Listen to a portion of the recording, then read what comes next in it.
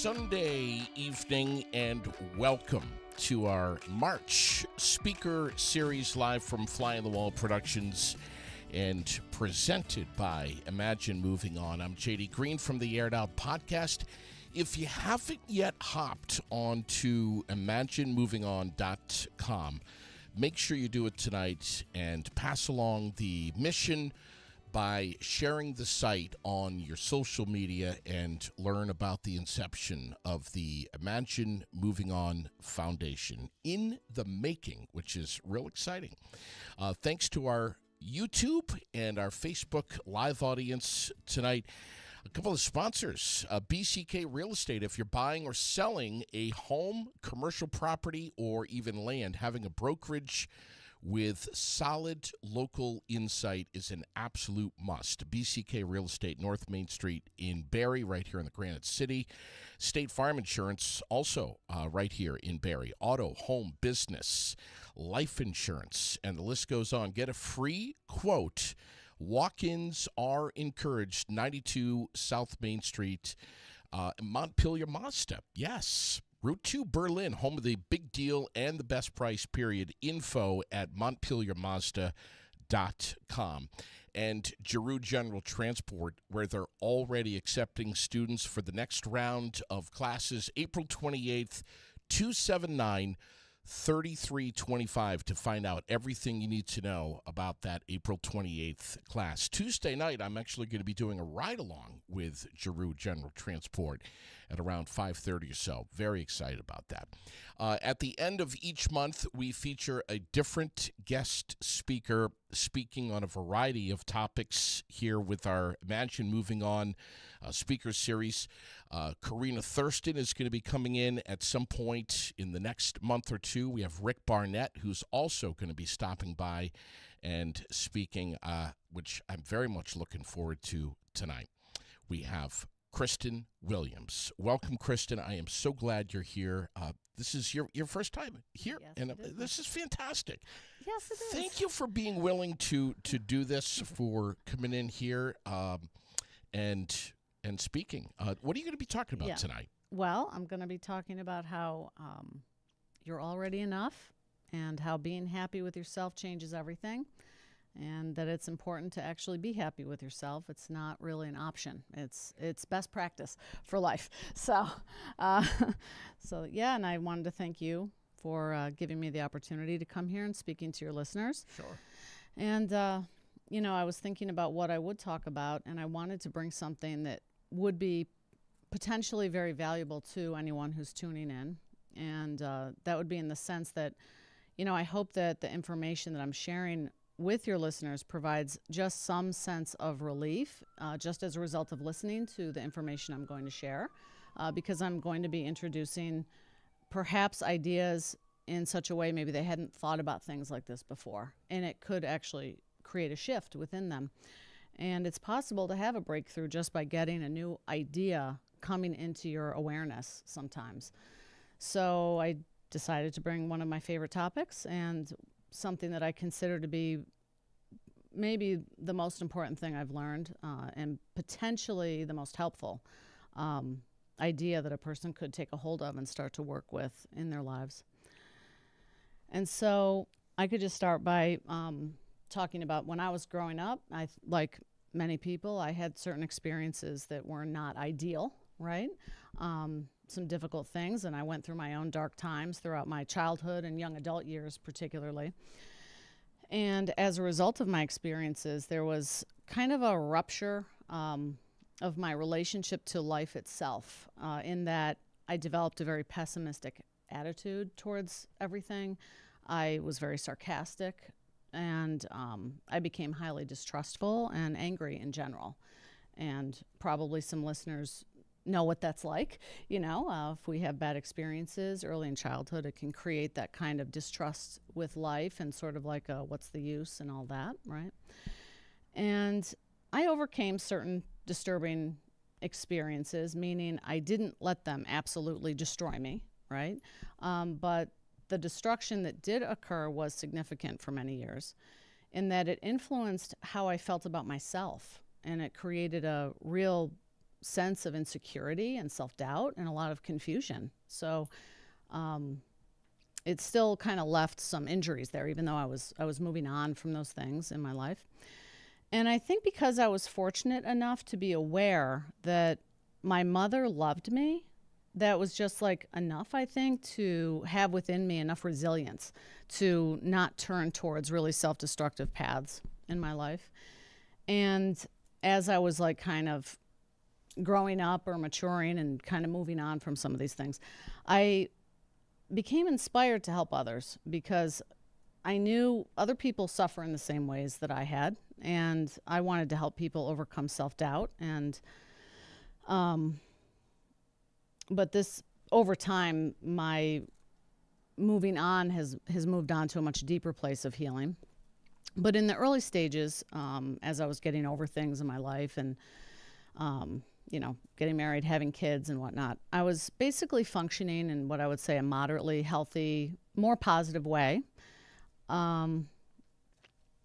Considering that what I could have done, otherwise, this was a huge accomplishment to me because I knew what I had gone through, and I knew that I could have just, gone very wayward, so to speak, right? For sure, very easily. And so then when I went later in life, I went back to grad school and became a therapist because I did have this desire to be helpful and to kind of serve people. I've had the privilege of working with so many people, and my learning, of course, deepens and continues to because, of course, the therapist learns a lot about themselves as they're working with clients and as the client learns. And it's my belief that we teach what we need to learn, in fact. So I never positioned myself in a superior position or like all-knowing or anything like that. More on an equal basis, but sort of like, well, let me, I've come this far. You're at this point where I was, and I'll show you, or we'll talk about that and, what things might help you. But in my journey, I continued to feel day to day that life was still feeling like a test rather than a gift to be enjoyed. I continued to feel much the same stress and worry and anxiety and anger and even depression at times, even though my life was a lot more stable. And even though I was successfully navigating through my young adult life at that point. So that didn't make sense to me. And also, the stress that I was feeling, I think at the time, I thought it was necessary. I thought it was justified. I could think about all these things that I was fearful of or worried about. And, I would just kind of keep, chewing on these things, and it would cause, a lot of stress. But I thought, isn't everyone like that? And isn't that the way?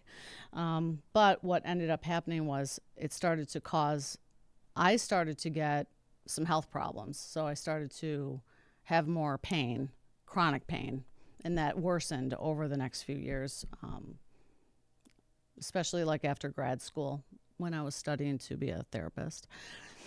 And so, yes, I was having these chronic pain symptoms, and it would be things that would happen like if I mopped the floor, a very normal task, and then I'd have to be in bed. So, we hear, and probably listeners, people who have fibromyalgia and things like that, it probably sounds something like that, And then it got to the point where as a therapist, I'd be sitting there for 8 hours in the chair, and I was literally in pain the entire day. And I just got used to it. And, so the question is, why was I not able to relax even though my life was so stable? I was starting to help people. I was engaging in this gratifying work. But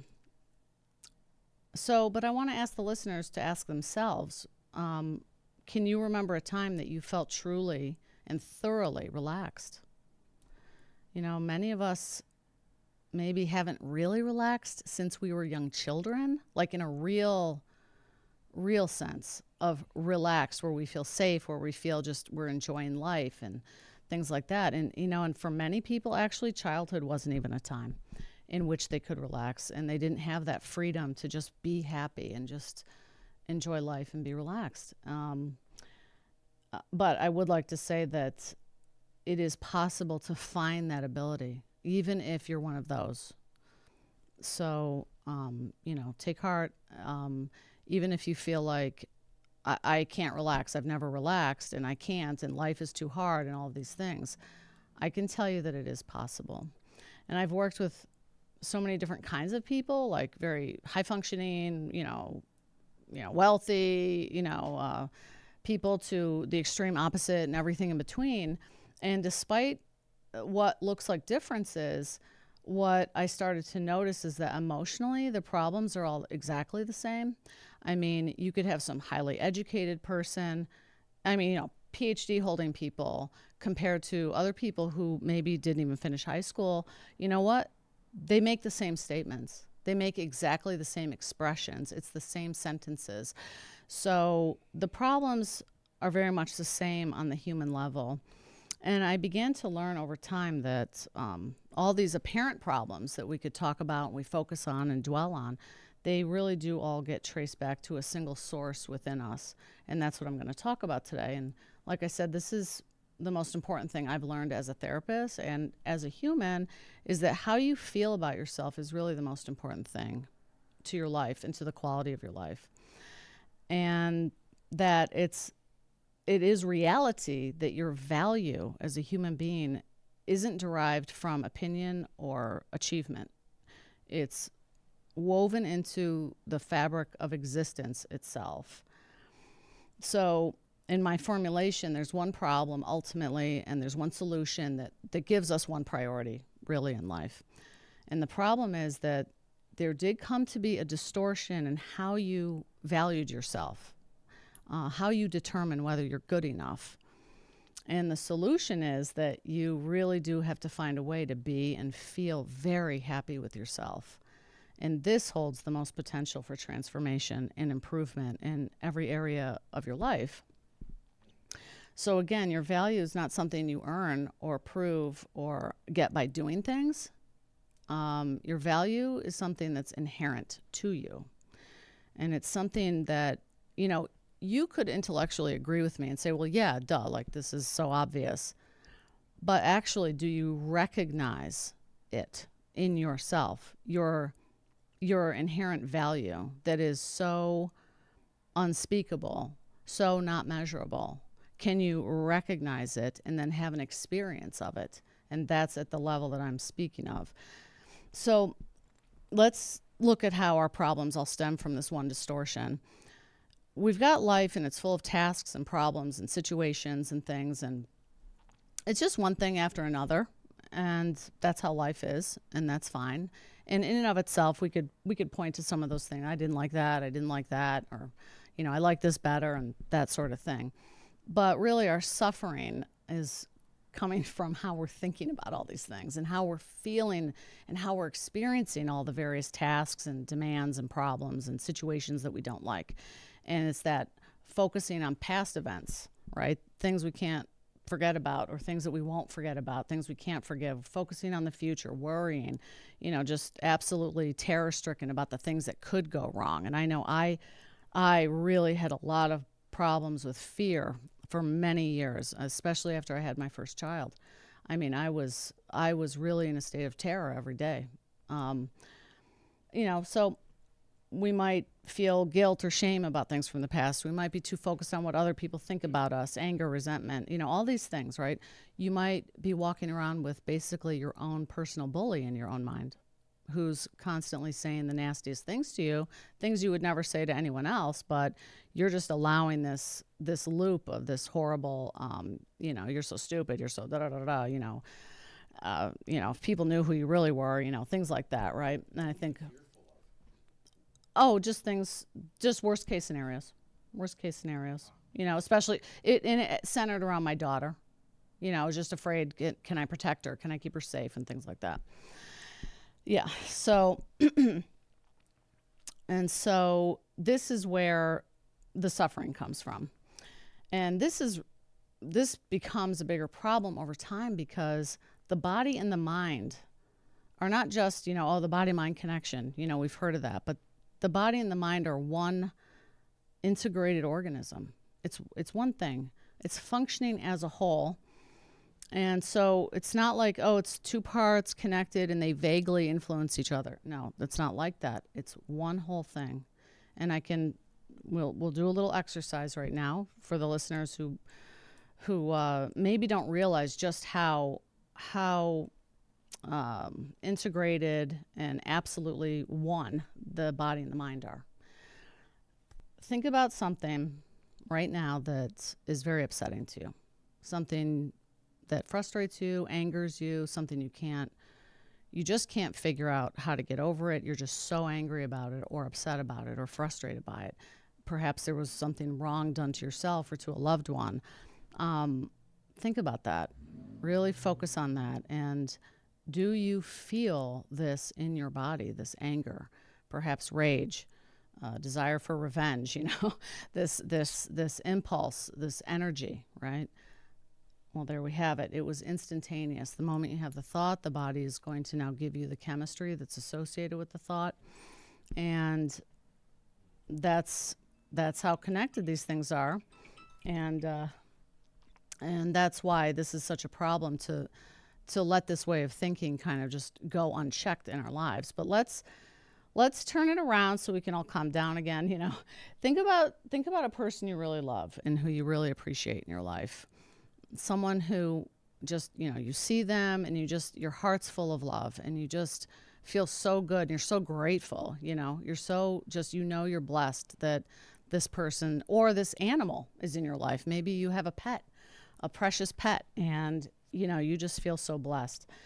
And feel what you feel in your body as you contemplate and ponder that. And then, JD, did you notice a difference between the two things, and was it instantaneous to you? Yeah. So that's your biochemistry in action, and you did that. You did that by placing your attention on something, and we're always doing it. Now, one of the points I want to bring up is that the body functions optimally when the mind is in particular states and patterns of thought. So by correcting that sense of our worthiness, being and feeling happy with ourselves is the most impactful, comprehensive way to embody those states of mind that allow the body to function at its best. So this isn't just about your mental health as a separate thing from your physical health. They are absolutely intertwined because the body needs states of relaxed feelings of being okay in order to work at its best. So, again, I invite any listeners to take a step back and ponder your negative thought patterns and negative emotional states, kind of like the things I was talking about.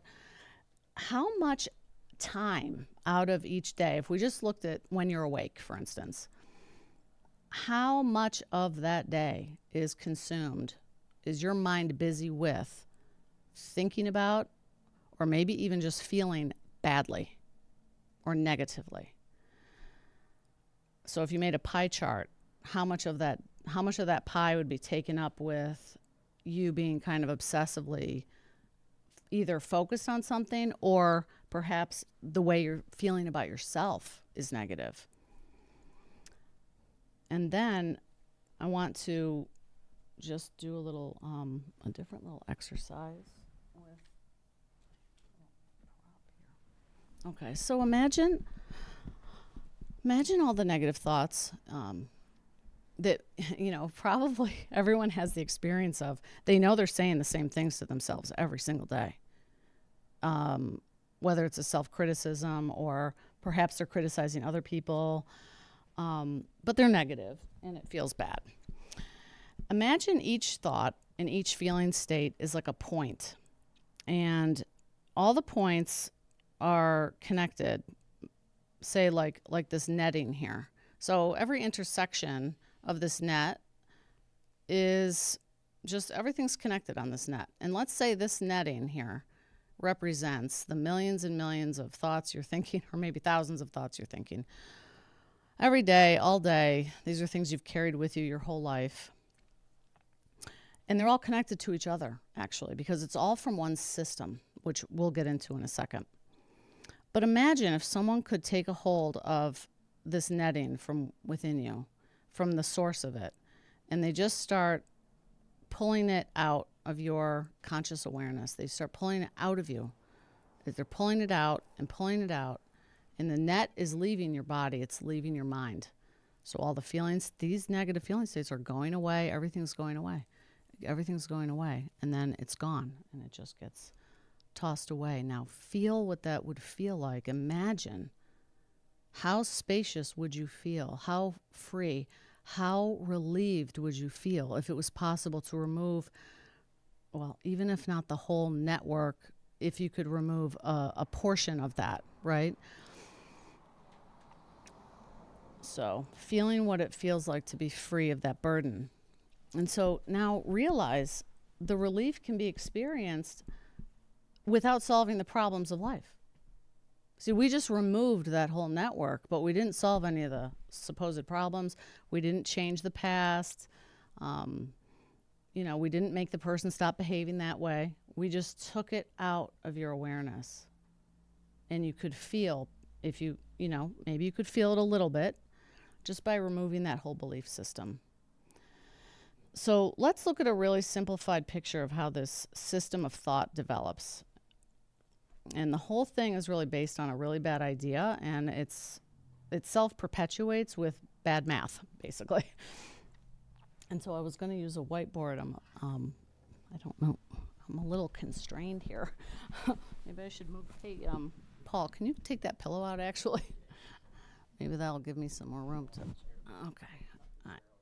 I know, right. Okay. You're going to hold it up for me? Sure, hold it. Look, we have a little helper here. Okay. Thank you, Paul. Okay, well, I need to draw on it. And Ken, is this okay? So I'm going to make a little circle here at the bottom. And let's say this is the location within you where you feel whether or not you're good, whether you're enough, whether you're worthy, and things like that. But let's talk about our original state when we're first born. When we're first born and we're here as a newborn baby, we don't differentiate much we don't differentiate ourselves from the external environment. We just experience life as flowing like a whole through our senses, as if we're merged with the environment. So I'm just going to write merged because I like that idea. That's the sense a baby has. It's a present moment centered experience. The newborn is not concerned with what everyone's thinking about the baby, what they're wearing. There's no narration and commentary. There isn't language yet. There isn't differentiation yet. There's no judgment. There's no analysis. It's just experience. It's just pure being. That's our original state. So then we have millions of experiences, and data comes into our awareness through our senses.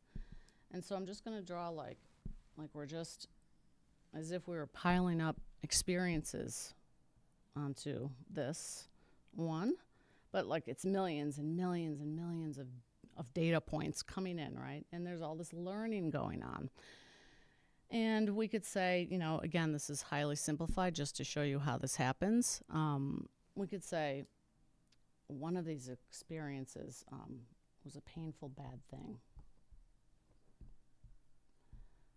Now, we've got that, and then maybe up here, praised for good grades. So, a child's learning. Criticized for mistakes. Okay, so then we start to form some mathematical equations about our self-worth here. So it's like my value equals achievement, for instance. However we spell achievement, I'm not really sure. I before E, and is there an E after the V? Okay. My value equals, in the case of like a bad thing happening to you, right? You could come to believe that your value must involve you getting people to like you. Because if they don't like you, they're going to hurt you. And then you might start behaving according to that, right? And turning into maybe a people pleaser. Um, oh, that was supposed to say good grades. Okay. Criticized for mistakes. Ooh, my value equals I got to be perfect.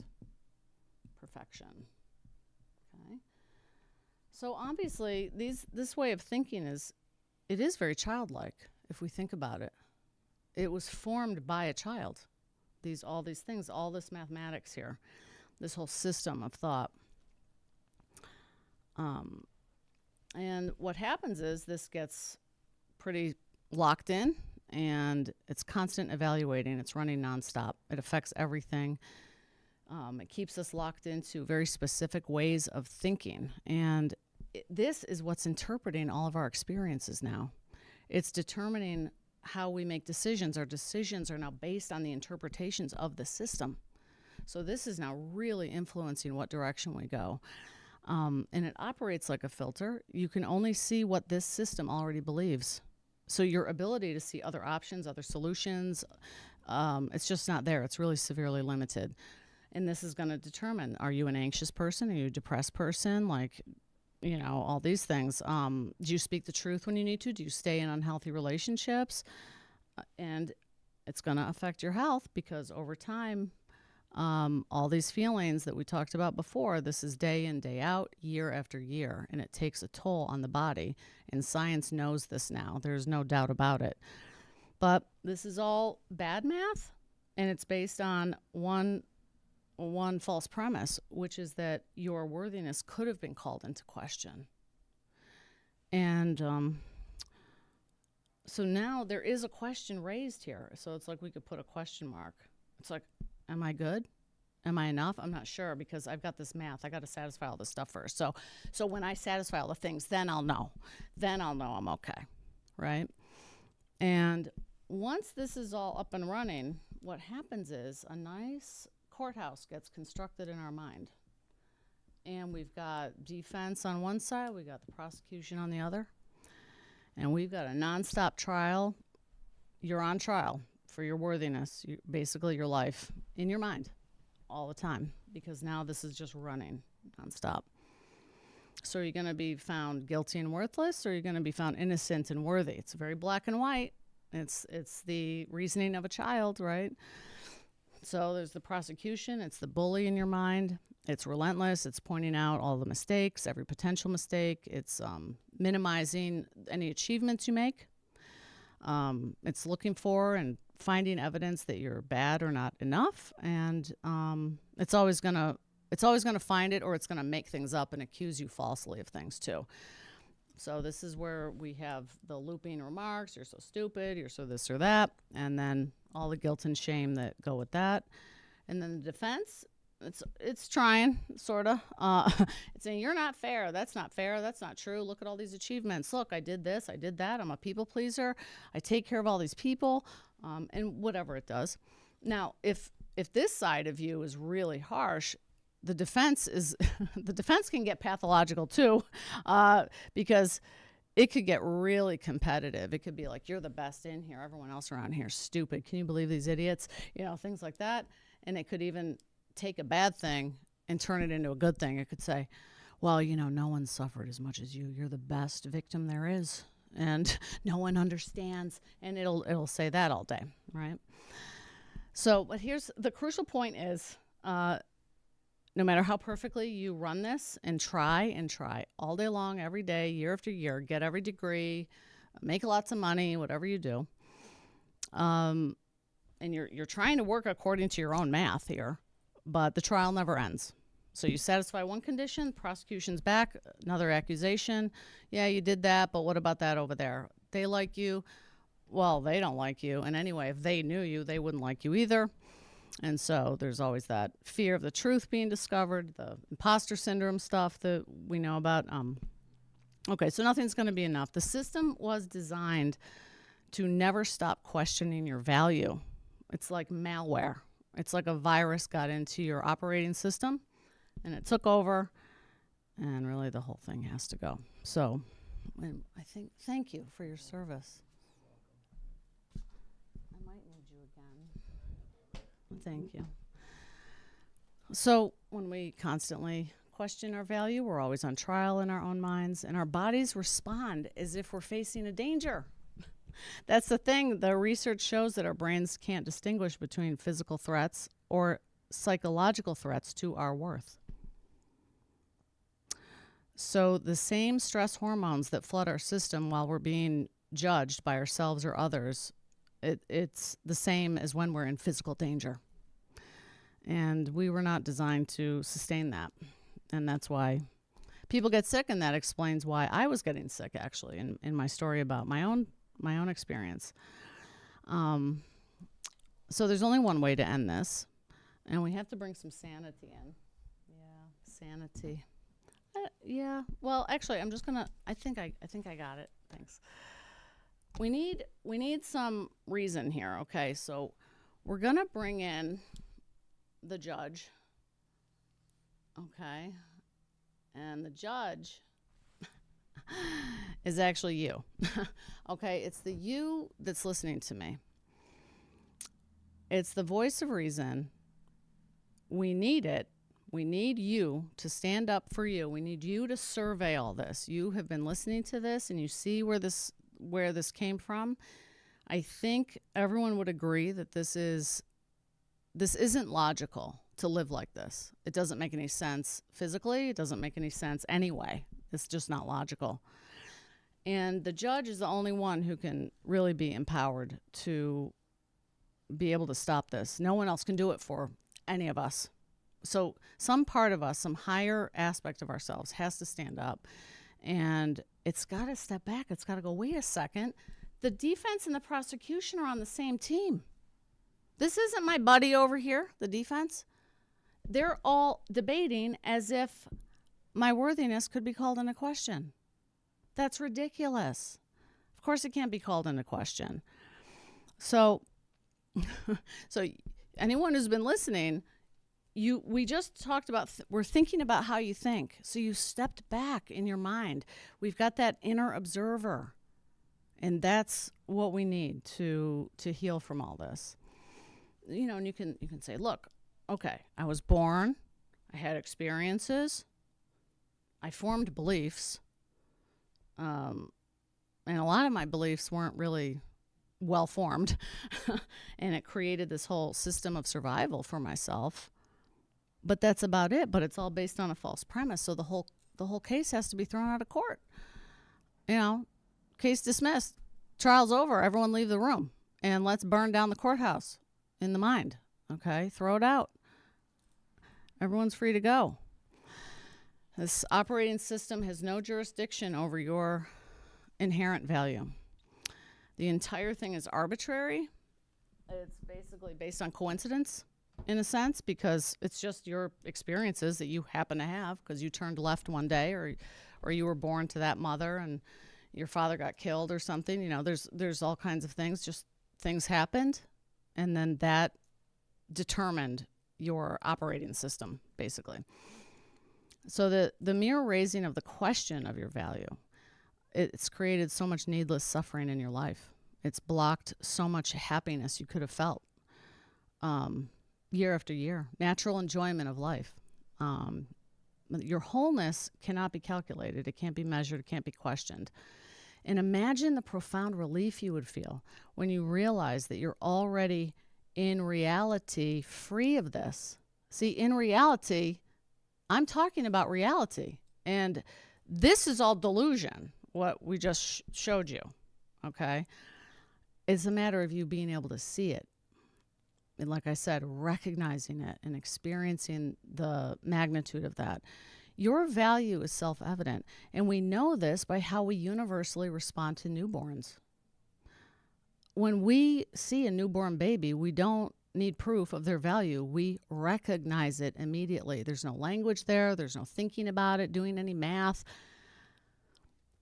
We know the value's there. And if there's any parents listening, you know that if you have any amount of healthy love for your child, there's nothing that child could do that would cause you to value that child less in the future. That child could be, say, injured in an accident, become a quadriplegic, and they wouldn't be able to function or do anything or achieve or perform or produce or produce, and you would still have the same infinite love for your child. Now, the thing you've got to understand is you are that baby. You arrived in the same state. Nothing's changed. Literally nothing has changed. You've had experiences and you've gotten very confused. You've gotten very confused about what makes a person valuable. So you arrived with unchangeable, immeasurable value. And science shows us that when we recognize our value, our bodies respond because our thinking patterns affect our health, because our bodies are designed to function best when we experience ourselves as worthy. Our immune systems work better, our stress hormones decrease, our brains function more effectively. Pessimism, it turns out, is correlated to suppressed immune function. There's long-term studies showing that pessimistic people die younger than optimistic people. Researchers found that people with negative self-talk had weaker immune responses. So our bodies seem to recognize the truth, even if we were trained to forget. But when we leave that courtroom of our mind, which we can do through meditation, right? We can return to a state very similar to that original state, that present moment centered experience we all had as babies. You can step out of that system day after day, even if it takes you years to dismantle it. If you did that regularly, you would slow down your cellular aging. You would change the structure of your brain. You would reduce inflammation in your body, which is probably what happened with me. I mentioned my health problems before, my chronic pain. When I started making changes in my thinking along these lines of what I'm sharing, I'm basically pain-free now. And I don't have those severe, horrible symptoms I really was worried I wasn't going to be able to work anymore, walk. It was just getting so bad. So it is possible. And think about the design of this body. It needs us to stop doubting our innocence. It needs us to stop doubting our goodness and our worthiness. That's what it needs us to do. Think about that. The implication of what that means, that the body's design and innate intelligence basically is saying you already are enough. It would be working against the truth that would cause the body to be sick, right? So it must be true, if we could look at it like that. You don't need to do anything to be enough. You only need to recognize it. And a couple of things I just wanted to mention, because when I bring up these topics to clients, I do get a lot of resistance and a lot of pushback because, again, we're so trained to be like, but the things I'm upset about really happened, and they are happening and they're not right. And things aren't right. And there are things that are very upsetting, and I'm not minimizing that at all. But what we have to understand is if you're going to insist on staying angry for years, who is that hurting? It's hurting you. It's hurting your health. Other people have an idea that I have to take care of others first. I have to put everyone else first. That's my job. That's my role. And yes, but prioritizing your own well-being allows you to be more effective towards good in your role or in your home. And then some people might say, well, what about all the suffering in the world? I feel kind of guilty being over here being happy. How is that right? Researchers have delved into that, and we understand there's a thing called survivor guilt and comparative suffering.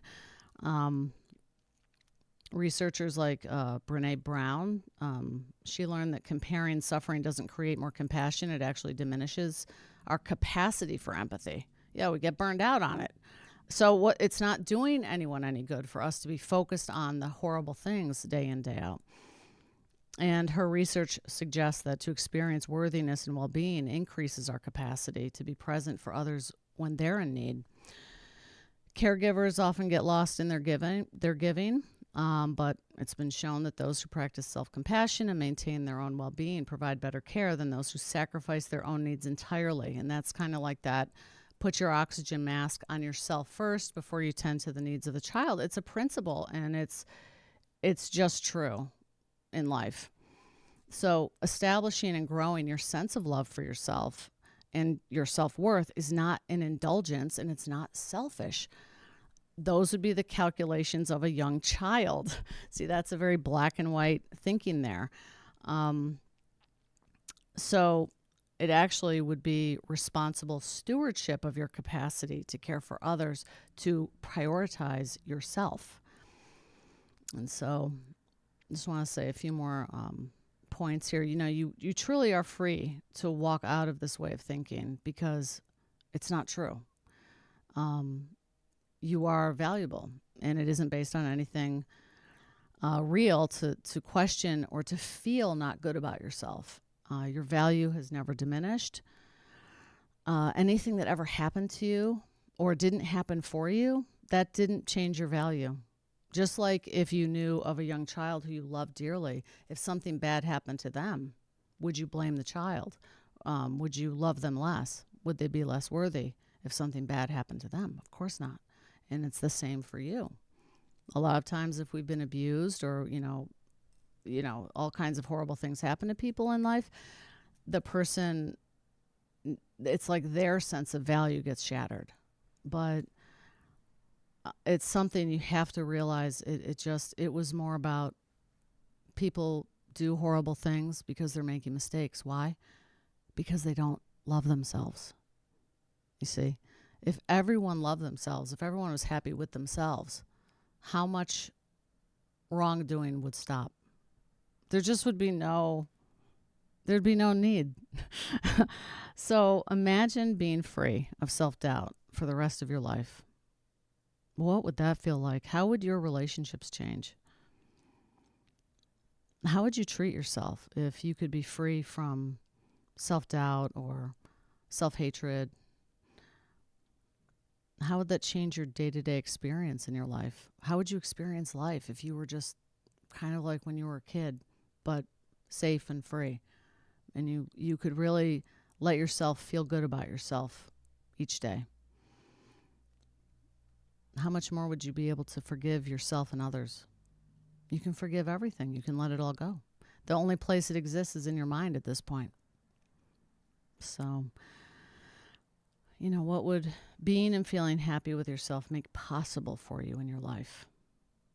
We have a lot more options if we feel good about ourselves. A lot more options. So did you have any questions, JD? And yeah. So I just wanted to say some things about different services I offer, basically. So I'm a therapist, obviously, and I think JD is going to put a link to my Psychology Today profile if you would be interested in working with me as a client. Also, part of my healing was my engaging with the work of Dr. Joe Dispenza, and I've been doing that work since 2019, and I really do credit it with most of my bigger healing that's happened in the past few years. And as an advanced student, I'm currently engaging in ongoing training within the Inner Health Coalition, which is a network for selected healthcare practitioners from Dr. Joe Dispenza's advanced community. And within that program, I'm receiving training as a what they're calling a Back to Balance facilitator. And that will enable me to share the Back to Balance meditation series with my clients. And really, it's only going to be available to clients and patients of the healthcare practitioners who are in this program.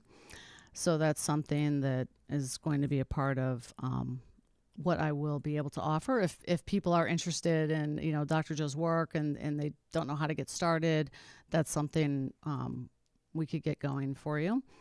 Also, I offer concierge level services for busy professionals that, due to the nature of their careers, they might be more in the public eye, they might be serving in a high profile role, and traditional avenues of assistance often don't feel like an option for people in roles like that. And sometimes if someone's having a personal problem, they need a resolution like swiftly because they don't want things to, destroy their entire career. So I do offer these, it's personal consulting services. It's not therapy or coaching. It's more directive. We will find an action plan, and I will tell you what I think about your situation. We will find solutions and action steps necessary to solve any urgent problem. And also, if you are a counselor and you're interested in obtaining supervision as you work towards your licensure, I also am a clinical supervisor. And you can contact me at my email, which we will put at the bottom of the page. And so that is that. So thank you so much for listening. Thank you so much for everything. It was my pleasure to come here. Absolutely and amazing. Share. Yeah. My hope is that we can take a whole month to think about and unpack everything that you have spoken about tonight before our next speaker series. This is a lot of great information. Mm-hmm. Stuff that we really should be carrying with us. Mm-hmm. And there will be a resource list also, research that supports everything I said tonight, and a recommended book list. Yeah, we're going to get that all posted up here. Great. Thank you so much, Kristen, for coming in here. I can only hope that you'll come back. Oh, well, invite me back. Thank you.